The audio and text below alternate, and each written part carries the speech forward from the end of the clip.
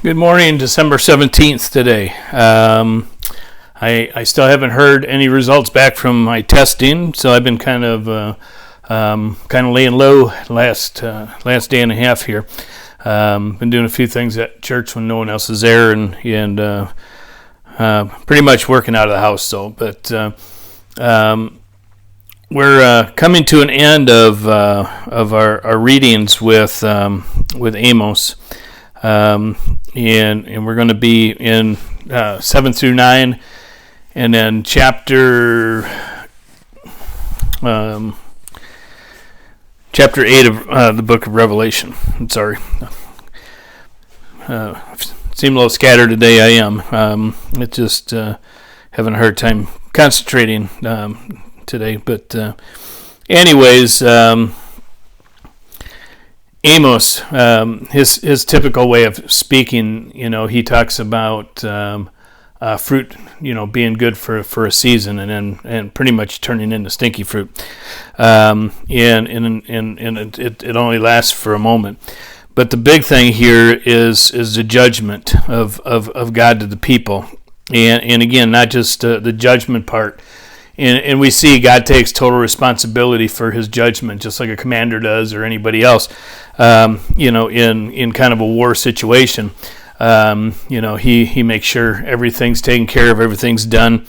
And he's also the one that is responsible for restoring and blessing with abundance to Israel. So, again, some good reading, particularly the restoring part. I know a lot of us have had a lot of problems, with how God took care of things and whatnot, but really it really leads up to Jesus again. His resurrection, he tore the curtain down for us to be restored and for our sins to be taken away. So, and that was through Jesus. So everything that he does, the Old Testament's showing us the physical end of things, and Jesus is bringing us into the spiritual end of things. So I hope that makes sense to you. It always did to me after that was kind of explained to me years ago. But in the book of Revelation, we're also seeing, God being on the judgment seat.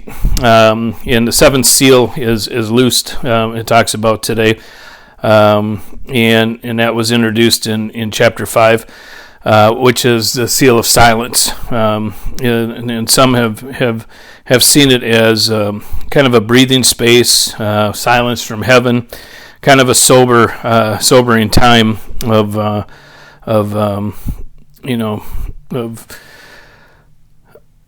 season, basically. Silence at the judgment to come is what a lot of people believe too. And then we see the seven angels with the seven trumpets. According to the Jewish tradition, there are seven angels who stand in God's presence. Apparently, based on this verse, that traditional idea was accurate. And to them were given seven trumpets. In the Old Testament, trumpets sounded the alarm for war and threw the enemy into a panic, or they called an assembly of God's people. These seven trumpets will sound as God's battle, alarming during the Great Tribulation. And then the angels with the golden censer. Some see this angel as Jesus, functioning as the mediator, and because of the Old Testament references to Jesus as the angel of the Lord. Others say it could only be a mere angelic being because of just specific ancient Greek words for another means, another of the same kind. So a lot of really good stuff. You got to look deep into this. Again, get some good commentaries out and walk through it with that, because it's a lot better. The first four trumpets, blood may indicate the color of the result of the phenomenon described here. And we don't know if the hail and fire was red in color or if it was brought forth in red blood. A third of the trees were burned up, and all the green grass were burned. Because of this hail and fire, and trees and grass are destroyed. In the second trumpet brings a plague on the sea, and John carefully said that this is not an actual mountain. Note the use of like, but it was a blazing mass as large as a mountain. Let's see, what else do we want to hit on today? The third trumpet brings a plague of fresh water. A great star fell from heaven, burning like a torch.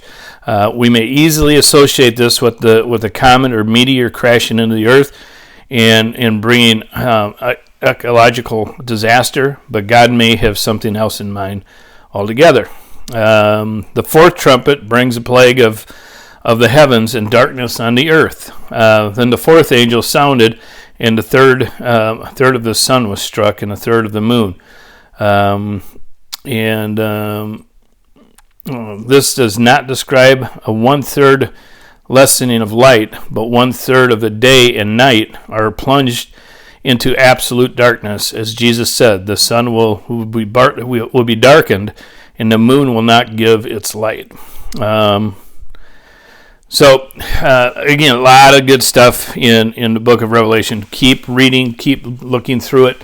Don't get frustrated with it and think, there's too many symbolizations. So you got to do some work this time, particularly in the book of Revelation, because we don't have time to go through every aspect of it because it's so deep.